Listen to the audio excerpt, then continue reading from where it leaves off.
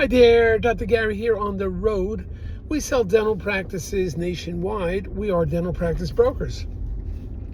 I was a dentist for 25 years and now doing the brokerage for 15.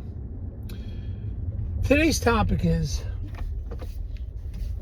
when selling a dental practice, are there any circumstances upon which the seller should loan money to the buyer towards the sale? We'll get into that. As you know, we now have 10 employees, including 2 CPA accountants, and we're in 25 states. We're available to you 363 days a year. We work every day except Christmas and Easter. So call us between 8:30 a.m. and 8:30 p.m. every day.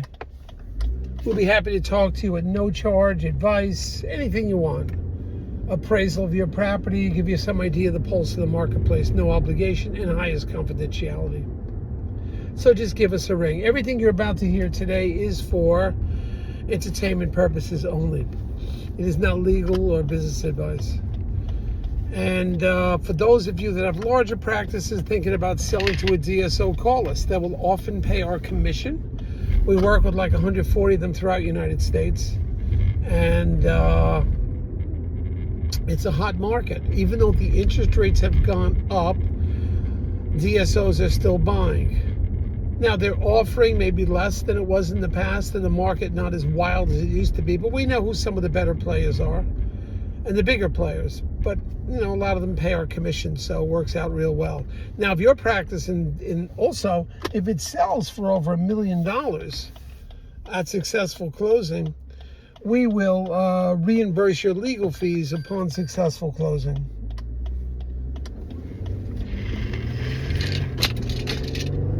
We've done this multiple times, especially in the last 90 days. I think it was like 4 times. So we've done it quite often. So give us a call on that. So what circumstances should ever prevail that the seller has to loan money towards the sale of the practice because the buyer's funds are a little low or the bank's not financing everything? What circumstances? Well, we're not big advocates of that unless you have a situation that involves the real estate and the dental practice, and the buyer doesn't have the full approximate 15% down payment required for the real estate. Although that number can be manipulated by the bank. If you're buying the practice and the building together, they can alter the numbers a little bit so they can reduce the amount of money down out of pocket for the real estate. Remember, banks want to loan you money as much as they can. If you're a good risk, they're loaning as much as they can. But what circumstances? Well, the only circumstances we're comfortable with is when it's with the real estate. Now, the seller would have a second mortgage. Obviously, he's in second position, but maybe only a small portion of the real estate, 10%, 12%, something like that, maybe 15%. So your money's at risk for that, but at least you have a little bit of collateral with the real estate. You're second on the real estate, and you're getting the bulk of all your money. So that could help the buyer out a little bit, but even that should be avoided. Now, we have a circumstance where the buyer is, the landlord's asking the buyer for a higher security deposit. And the buyer, although the buyer has working capital from the bank, he says, I need that money. We told him to go back to the bank to get the extra money. And the bank wasn't willing to give him any more towards the working capital. So the buyer is going to the seller for extra down payment loan from the seller. Well, that's going to be a non-collateralized loan. The seller's taking a little bit of a chance. Why should the seller have to get involved with that? Again, maybe if it was the real estate, and even then we prefer not, it's not the seller's responsibility to provide funding to the buyer. I mean, there could be extraordinary circumstances or something. The practice isn't selling, you're in a rural area, there's no other buyers for 3 years. You know, maybe there's something there, I don't know. and you feel as though you're never going to sell the practice you want out now. You're trying to help the buyer a little bit. Again, we'd like to put you in a situation where you have some level of collateral, but you have to talk to your attorney. But like, we're not big advocates of that.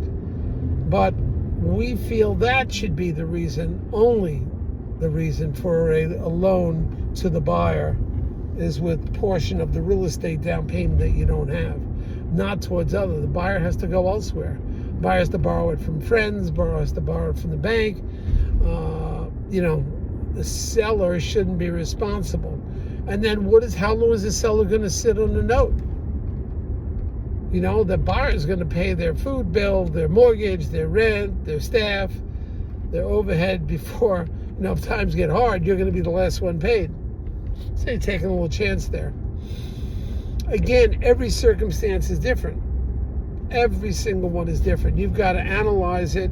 You've got to talk to your attorney, get the guidance from the attorney. If it really depends on what the percentage of the entire loan it is, and how high a premium you're getting for the practice, and if it is real estate or not real estate. If it's not real estate, maybe you're getting such a high premium for the practice, maybe you'll take the chance, but that's something you'll need legal guidance on. We kind of shy away from it, but you got to look at the whole package. And then is the deal going to fall apart because of that? Because your legal fees alone to start over, like, you don't get credit from your attorney for all the work that's already been done. You got to pay the attorney. If you get 80% of the job done or 85% of the job done, the attorney's entitled to that money. Maybe you didn't go to closing, but the attorney spent all that time negotiating. So now you're going to have added attorney fees back on, and then you got to start with the new buyer. And will that buyer get approved by the landlord? Will be another problem? Will it be another issue? Who knows? Are you willing to take that chance to start all over again with the new buyer? There's always a little problem with these deals. There's always something. There's always some kind of bump in the road. There's always some kind of barricade to jump over. There's always something. So there's something the buyer is asking for, whatever, $20,000, something like that, $25,000 on a $1 million deal. I don't know. That's something you got to evaluate on a case-by-case basis. We understand these things happen. There are circumstances where it may be worth it. Your legal fees that you have to start over, if you do find another buyer, your legal fees are going to start up again. Your legal fees could be another $7,000 or $8,000. Because remember, you got to pay the attorney for the deal that didn't go through. You may have a little credit towards the future, but not a lot of credit. So you got to incorporate that. Then you got to find another buyer. Then you got to go through the whole process again. Then what if your staff finds out you're selling? Then what happens? So you have a lot of problems that can occur, and you got to just be aware of this. So what we're going to do for you is base it on a case-by-case basis, and hopefully that we can help you make an evaluation of what we think is best for you at the time, along with your attorney. And that's pretty much it. So case-by-case basis, it does happen. Try to stay away from it. Circumstances may dictate that you just want to get this over. Your attorney fees are going to be a lot. If you do start over, say make an evaluation like that. That's it, team. Going after salad now. Got to stay healthy. I'm a vegan, Don't eat meat. Hope to last till 110. We'll see what happens. All right. Well, thank you for listening. Hit the subscribe button if you like what you hear. You'll get alerted. We have many YouTubes. I don't know. I think we're over 1,000 now or something. So keep on listening. Great talking to you. Have fun out there while it's still warm in September, and away we go.